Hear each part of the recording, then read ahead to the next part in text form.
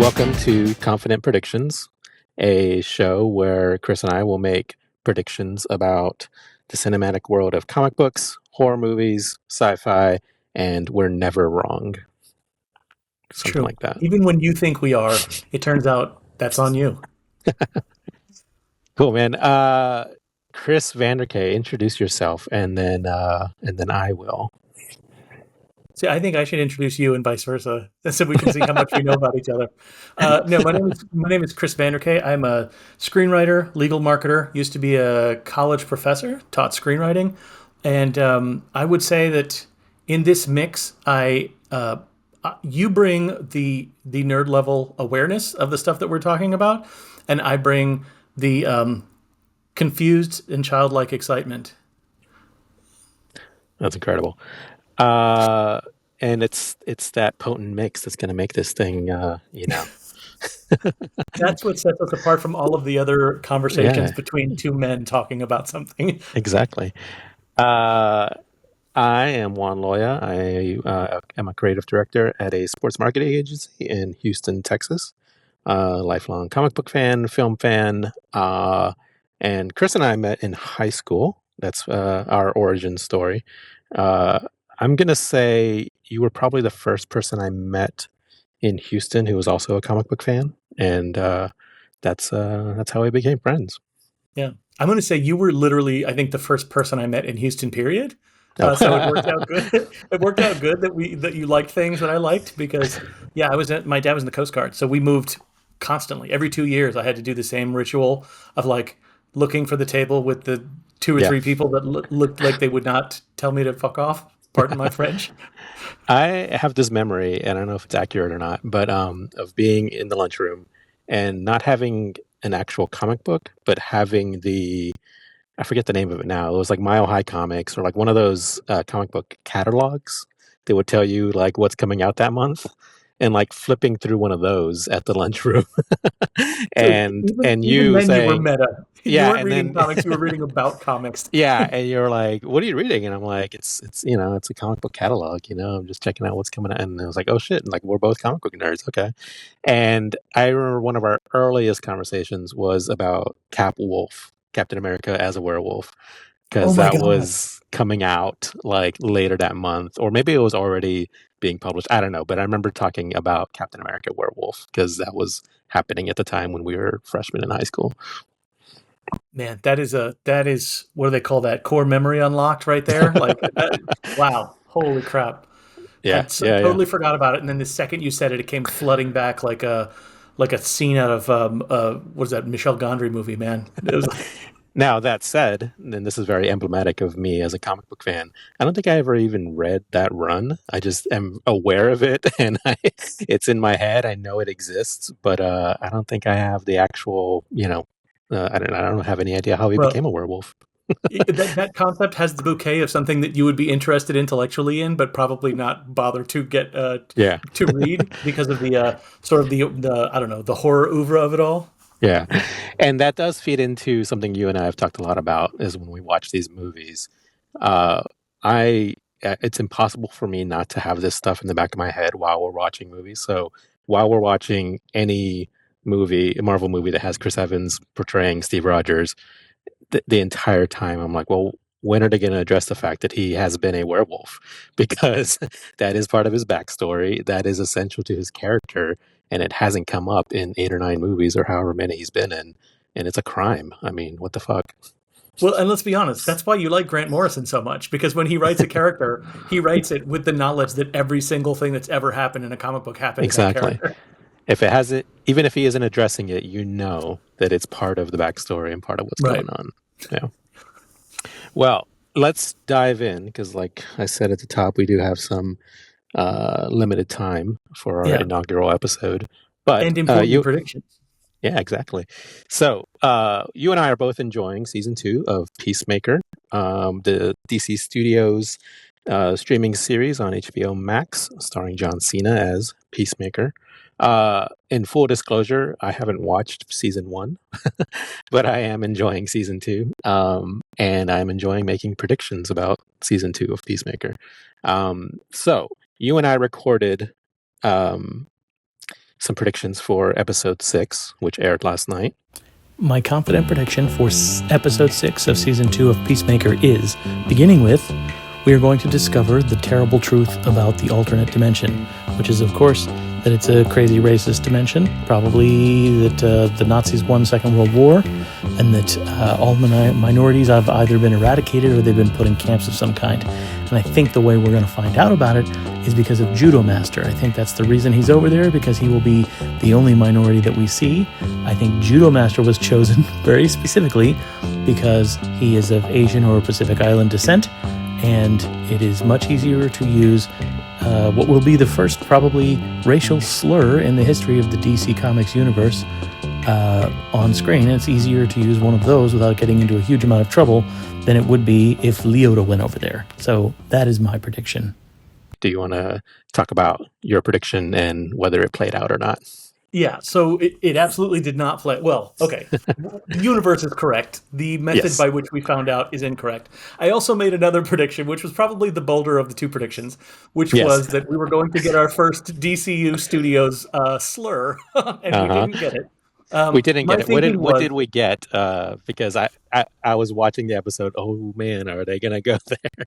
Yeah, and I was genuinely I was nervous for it because I was like, I know what you're doing, but there's a certain line between like, what is that like? You can only portray something before you're endorsing it at a certain point, right? And so like I got a little nervous once we got there. But yeah, so the revelation actually came through the character of Adebayo as opposed to Judo Master, who wasn't there in the last universe. So I don't know if it was an intentional mislead or if ultimately what we're going to find out about Judo Master is that maybe much worse things befell him, and we're going to find out in past tense what that was. Yeah, I've been thinking about that. Yeah. Yeah, I did think one of the things I thought was that Chris Smith's dad was a little on edge for the way that he went after Steve Agee's character, Economos, there in the kitchen. So it makes me wonder is he on high alert because he knows something's going on? And if that was the case, could it be because he was the one that stumbled upon Judo Master? And so maybe there was some sort of him being aware of there being something weird, which is why he was on high alert. And that's why he was literally willing to stab Economos through the hand when it was just like a big sort of teddy bear looking dude in your house. Yes, a dude in your house is scary, but is he like stab him through the hand scary? Unless you think something else is going on.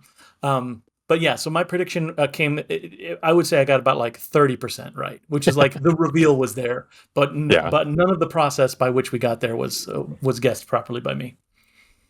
That's fair. And like I said, we are never wrong. So 30% counts. I think that's a decent cross for us to cross. And truth be told, I think probably I owe you that credit for guessing it anyway, because I think it was a conversation with us that clued me in that was actually going to be the situation. I thought it was racist. I did not know about the alternate universe that you knew about, because you know much more about DC history than I do, about the alternate dimensions and what they mean. So. Well, it is interesting too, because for the first time, I haven't been watching the Peacemaker podcast that they produce, and I watched it for the first time this morning because this episode was the big reveal of the season, and I was really curious to hear the behind-the-scenes perspective on it. And I asked you over text. So in the podcast, they keep referring to Earth, the alternate Earth, as Earth 2.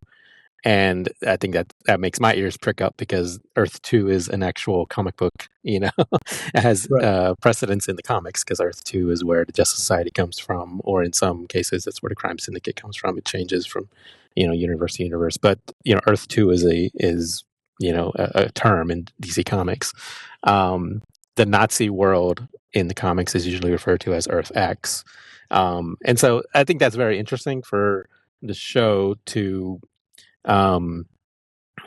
because to me, like, multiversal storytelling is something that is, I think a lot of people are kind of done with it now, because Marvel has really taken it and run with it, and some of the other studios have as well.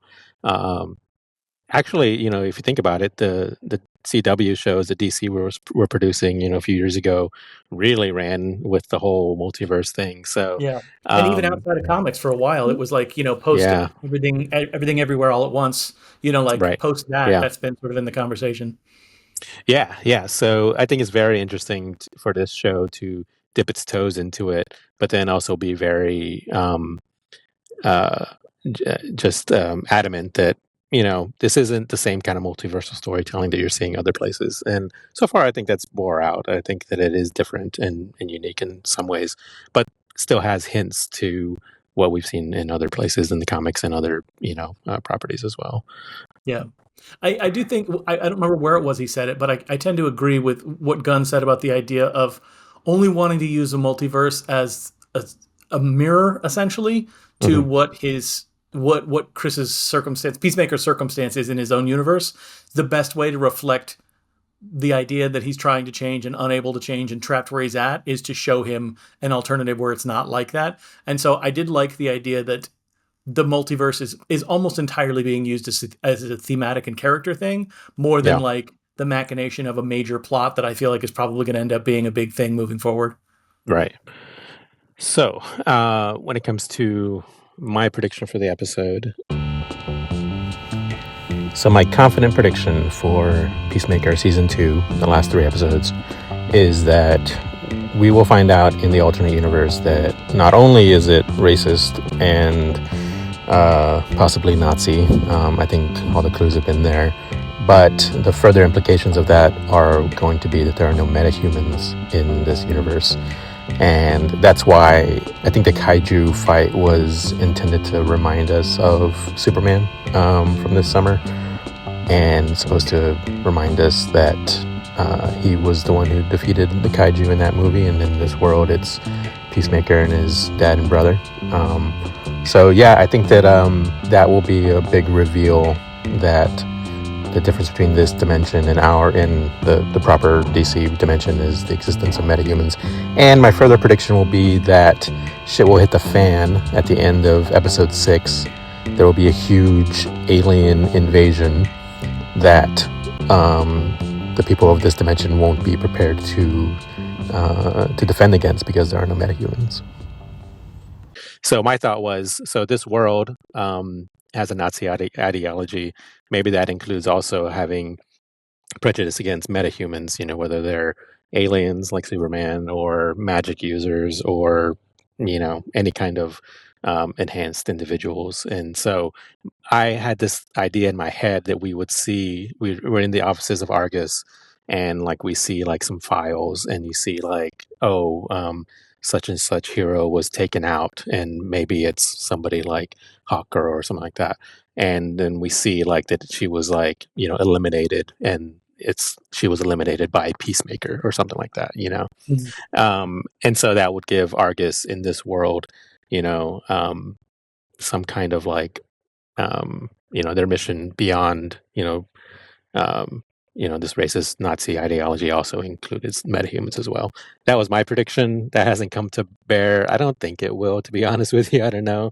But I will say I did see something on Reddit that was along the same lines, and I thought it was interesting, which is there's a potential for Lex Luthor to show up again, but in this alternate world.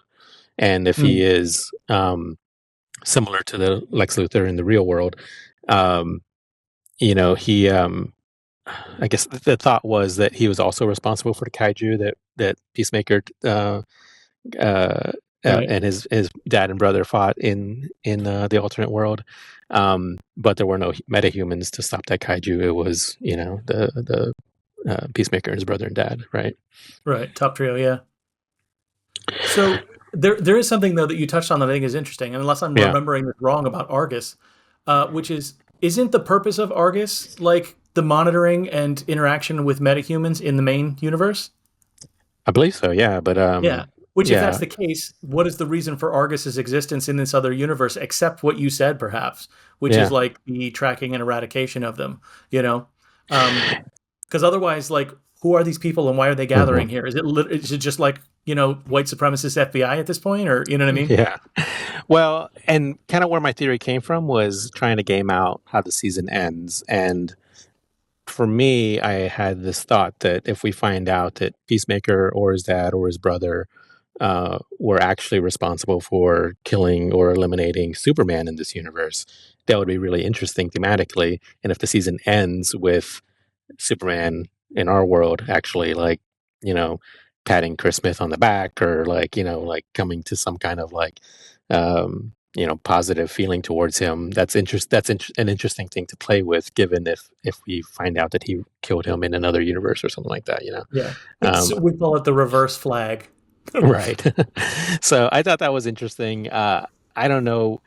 So this will lead into a discussion of episode 7 and our predictions, I think, because I don't know if you've had time to think of predictions for episode 7. I think so. Well, I have predictions. I don't know if it'll be 7 or 8, but I feel like Right. across one of those two episodes, I Okay. have what I think is a prediction about where it's headed. I'll go first, and then because I haven't had a ton of time to think of anything super out there, I feel like these are pretty safe predictions. Okay. I think episode 7 will start with an extended, you know, info dump of this world, like where it came from, why it is the way it is. I mean, other episodes have started with flashbacks to things 3 years ago, 3 months ago. I mean, they've had these kind of flashback openings. I think episode 7 will start with a flashback of this world, info dump, what's going on, why is it this way. The most common thought is that it's the Nazis won World War II, and that's why this is a Nazi United States of America. um, I think that'll be interesting, and I think there'll be a lot of opportunities for Easter eggs. In the comics, Earth X is the home of the Freedom Fighters, which has Uncle Sam and the Human Bomb and Phantom Lady and Black Condor. And I don't know if they're going to make an appearance, but you could have just like an Easter egg of some of these World War II type heroes. You could even have the Justice Society if you wanted to, like just some quick cameos there if you wanted to just flesh out what the alternate world was like. So that's my prediction for episode 7, that we'll have a very lengthy info dump at the beginning.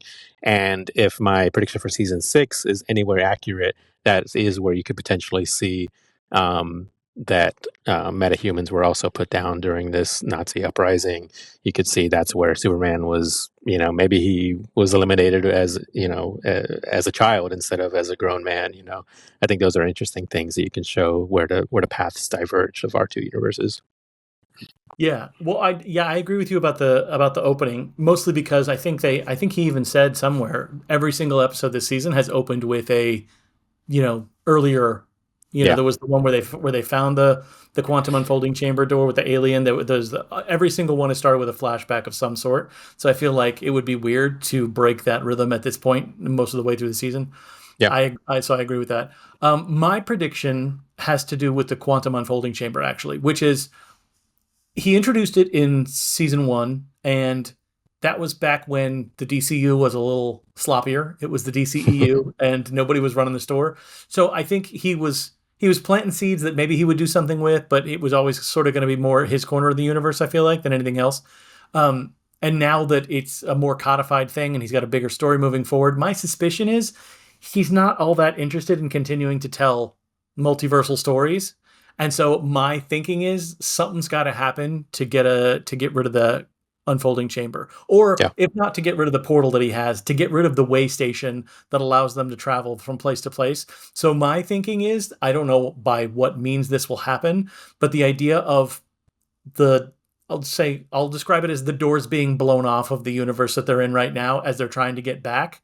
And I think we're going to start to see like shit spilling into the QUC area. And I think Yeah. we're going to see something of like I don't know if you ever saw Cabin in the Woods, but the point at which like all of Yeah. the I monsters have. from Yeah. all the different mythologies sort of getting loose. That's kind of what I could imagine as an episode 7 or 8 melee being. And it would also pay off that one little piece we saw that we still haven't seen of like Yeah. weird flaming skull universe or something. So because it seems unlikely to me at this point that that's in the universe we're in. Maybe it Yeah. is, but it seems unlikely. So I think that's great. I think that'd be really funny. And I also could see the potential for that pissing people off if like all these weird, funny, cool, interesting things are pouring out of these doors. And then they're like, okay, but we're never going to see these guys again. yeah, you or know? because it's almost the opposite of what Marvel's doing, which is like we're going to show Right. you the whole multiverse, and then it's Yeah. basically like the same guy played by 3 dudes. So like Exactly. it's going exactly the opposite direction. Yeah. No, I mean, I could definitely see like, I mean, if we do get a David Corn Sweat cameo, if it comes in the form of an alt Superman popping out of one of those doors, or an alt Justice Gang. That could be fun stuff. I think that'd be really interesting. Yeah. But then again, I think it's really interesting to say, okay, but that was a funny gag, but we're not gonna, multiverse is closed, guys.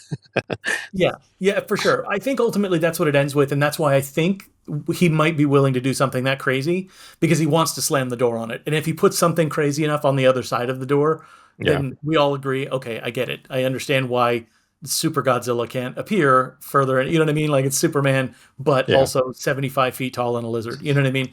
Like do something that you can't back down from. And so it makes sense that we've got to cut it off at the pass or whatever. that's great. Okay, I want to transition to our next segment, but any other Peacemaker thoughts before we close?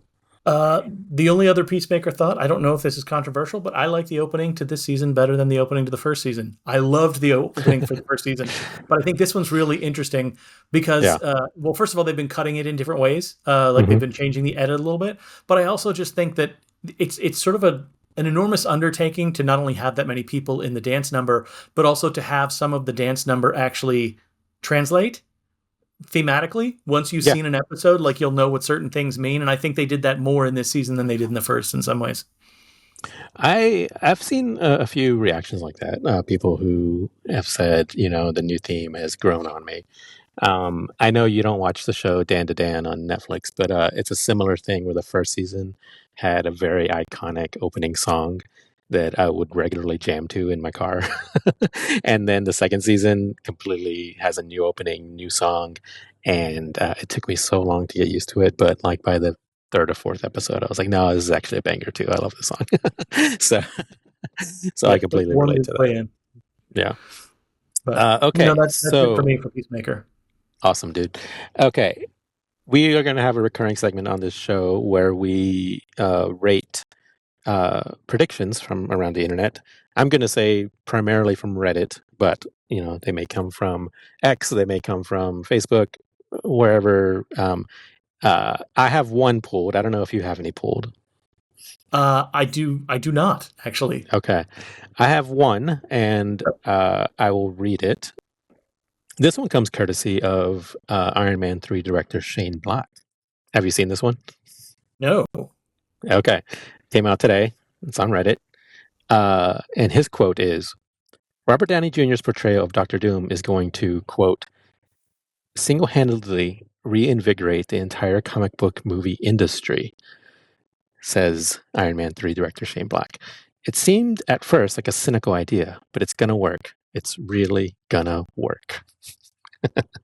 So, how do you rate Shane Black's prediction? I don't know if we go scale from 1 to 10, or maybe, how confident are you in his prediction? And let's go from there. Well, so the first thing I'll say about his prediction is that I I would love to know what the meat of it is. There wasn't like a whole Well, lot of yeah, I didn't have this in the screen cap, but I did read more of his quote, and apparently he has awareness of the performance of what they're actually doing. It sounds like he is in the know of how this Doom is going to be portrayed in Avengers Doomsday coming out next year. So okay. I mean, it shouldn't surprise us because they do have a previous relationship, not just on Iron yes, Man 3, but like all the way back to Kiss Kiss Bang Bang. So exactly, yeah. yeah, that doesn't surprise me. So I'll say I don't think that his performance is going to.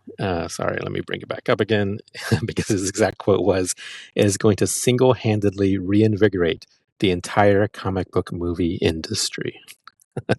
Yeah. That seems like a tall task for one performance, as good as Robert Downey Jr. is. I don't know. I'm going to give that one a pretty low score on my confidence meter, but how do you Yeah. feel about it? Yeah, well, I also think like I don't know how this would be, but if there were someone that had the knowledge that he has that was not known friends for a decade and a half at this point Mhm. with the person he's talking about, like maybe I would feel differently. I don't know who that would be, Right. but like if there was someone in the industry that was like, I got to peek at what's going on, and I don't know any of these people, but here's what I can tell you. Like, I still don't know that I would have a huge amount of confidence, but like, if I were Yeah. to tell people I just co-hosted, confident predictions with the single greatest comic book mind on earth, and then they find out that you and I met each other in high school and we've known each other for 20 years. Like, I don't know how reliable that is. So I think this does bring an interesting question, though. Are there any performances, acting performances, that you would say single-handedly reinvigorated the comic book movie landscape? Because I would say the go-to answer to that in most people's minds would be Heath Ledger as the Joker. I'd say, right? That was a performance that won an Academy Award. Was very unexpected. I don't know if reinvigorated, the comic book movie industry is the right way to describe that, but I'd say it comes close as far I as mean, it legitimized it in a way. yeah, You know what I yeah, mean? I would say it was definitely the next level up from Richard Donner's work on the first Superman, because yeah, when he in his job was this needs to be not silly, and so like the bar was lower, but in a way much higher because they didn't have the technology that we have now to be able to make it less silly, and also they had as much as we love it, they had like Batman, the Adam West Batman was hmm, like the primary touch point. You know what I mean? So it yeah, was great. It was funny. So like there yeah, was a big challenge for them. So I would say that was the only other one I would think of. And I guess it's not really a performance in that case, although I think Christopher Reeve is great. If there was yeah, any performance, it would have been Richard Donner's performance as director that I would credit with being what made that work. yeah. No, I think that's. I mean, I would say Christopher Reeve. If we're talking about acting performances, I think definitely deserves to be up there. And just saying those two names, Christopher Reeve, uh, Heath Ledger, it's very hard for me to believe that Robert Downey Jr. as Victor Von Doom will rise to that level. I hope I'm wrong Yeah. because I wanted it to be a great movie. Now, maybe you could make a case for Robert Downey Jr. as Iron Man. I mean, that was obviously, you know, kicked off an entire universe of movies. Um, uh, but yeah, I don't know. Robert Downey Jr. as Victor Von Doom.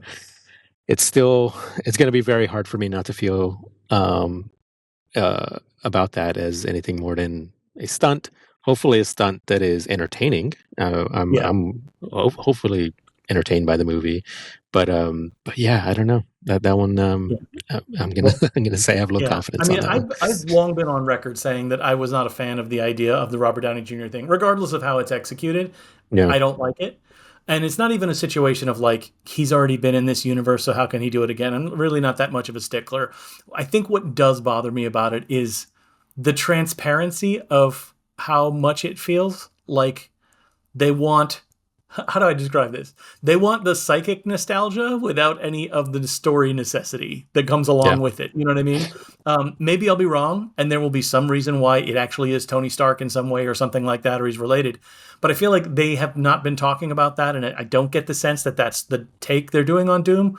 Which, if that's the case, it feels more like a stunt to me than if they were going to tie mhm. it in some way. Yeah. No, I totally agree. And you've brought up the fact that that will be a future podcast episode as our predictions for how they will incorporate the performance of Robert Downey Jr. into the character of Victor Von Doom. Uh, I think between the two of us, we've probably talked about a dozen different scenarios of what what they're trying to accomplish there. Yeah, I also think and this is I'm maybe going off the path a little bit, but I did just want to ask you because Yeah, we've been talking about Doomsday because that's obviously the big shadow that everybody's living in for Marvel. But there's a Spider-Man movie coming out before that yeah, that a lot of people still don't seem to know the plot of. Well, nobody knows the plot of. But there's hmm, just a ton of guesses. There's apparently a ton of potential villains they're talking about.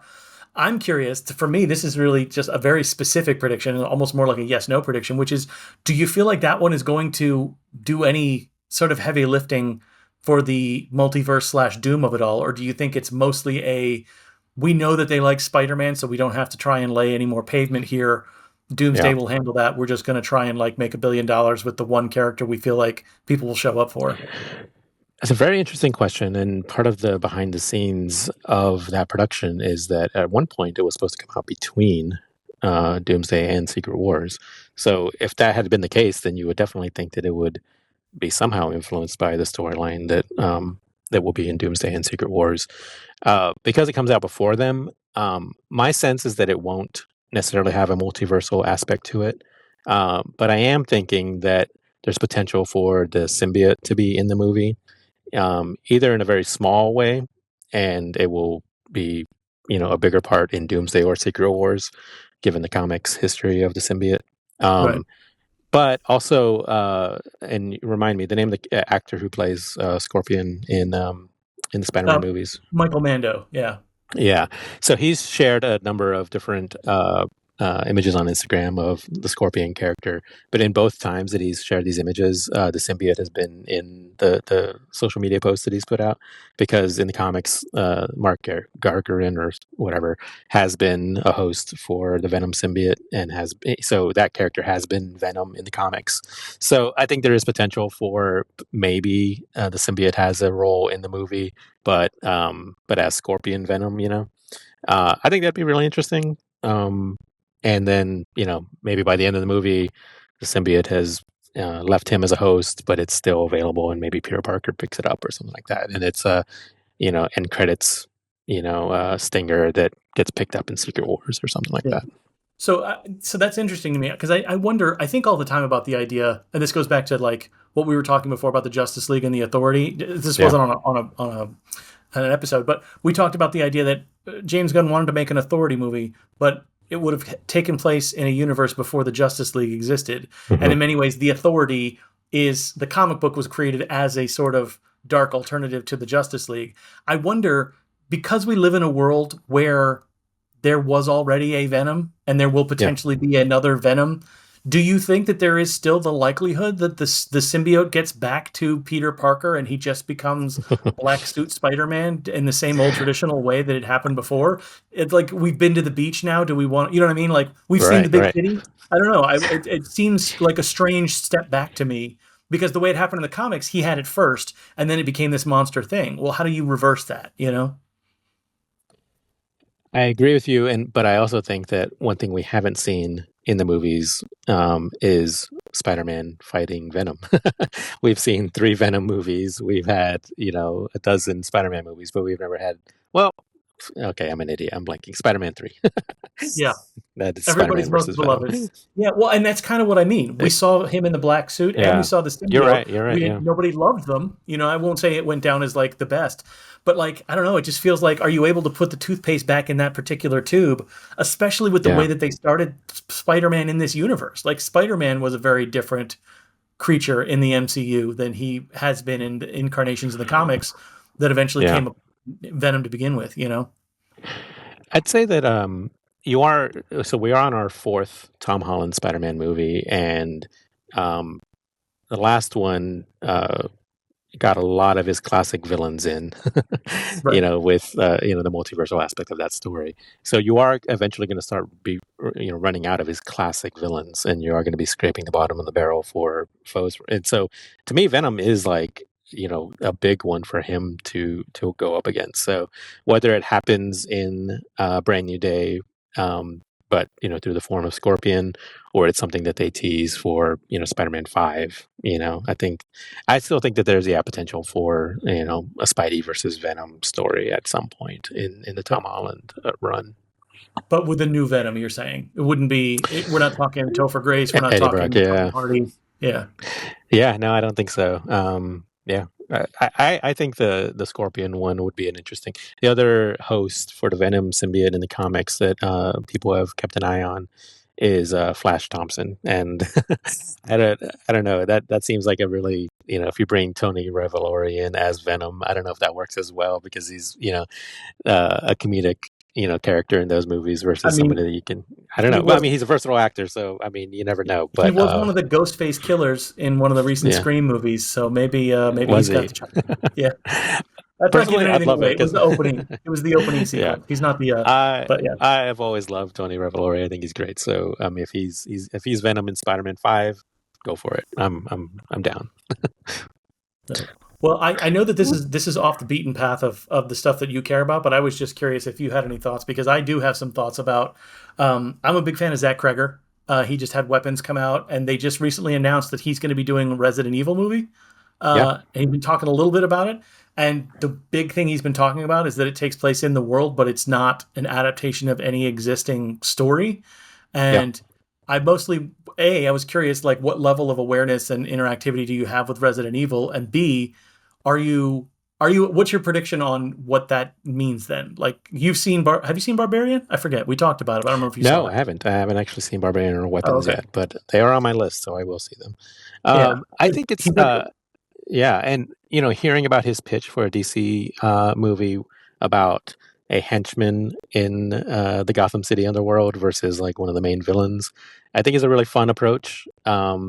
And so if you did something like that in the Resident Evil world, not having played the games, but I think that that's one of the great things about video games is that, and any of these genre storytellings is that there are these opportunities to tell a story about somebody in the world who isn't one of the main characters. So I think it's a great approach. I think that would be really interesting and fun, and so definitely looking forward to that. yeah, I think the thing that interests me, he hasn't said it, but this is my suspicion, and this is my prediction about Resident Evil, which is the reason that I didn't like the previous Resident Evils, we'll set aside the Paul W.S. Anderson of it all. The reason Yeah, I didn't love them is because what they cared about for the games was the lore. That was the thing right, that was of most interest to them. None of the movies particularly played like the experience of playing any of the games. And what my suspicion is, the way he described it, because it's going to be narrowed down to the focus of a single character, it sounds to me like what his interest in is capturing the aesthetic, like the feeling of playing a Resident Evil game, more than like, did we hit all the hallmarks of right. the Umbrella Corporation's origins and this character's this and that? Like, I think what he was interested in is like, can I make a movie that captures the vibe of playing a Resident Evil game as opposed to telling the story that you've already seen told in a Resident Evil game? So Yeah, that's my prediction. Is I feel like it's going to be as close as you can get to doing a scary first person shooter that isn't just like seen through the eyes of the main character. yeah. No, definitely looking forward to that. All right, we're gonna have to leave it there. Let's give a tease to the next episode. We will be talking about Peacemaker episode 7. We've given you our predictions, but and any other topics of interest for next week that you have off the top of your head? Well, I'm hoping that you eventually catch up with Alien Earth, so we can talk a little bit Yes. about that, because that one was, I really enjoyed that season. I seem to be in the minority about the way it ended, so I got to find somebody who has seen it so we can talk about it a little bit. Yeah, Um, you definitely are because I've been reading all of the reactions, and I'm somebody who uh, I find reading the reactions very interesting, just as somebody who likes to consume commentary. But the show intrigued me, and I was very into the first 2 episodes. So yeah, I'll definitely catch up, and we'll chat about it next week. yeah, and then obviously we'll have to make predictions about what we think the next 28 years later is about. Some point, we've got a little time on Yes. that one. Awesome. All right, Chris, we'll let you go, and we'll talk again next week. All right.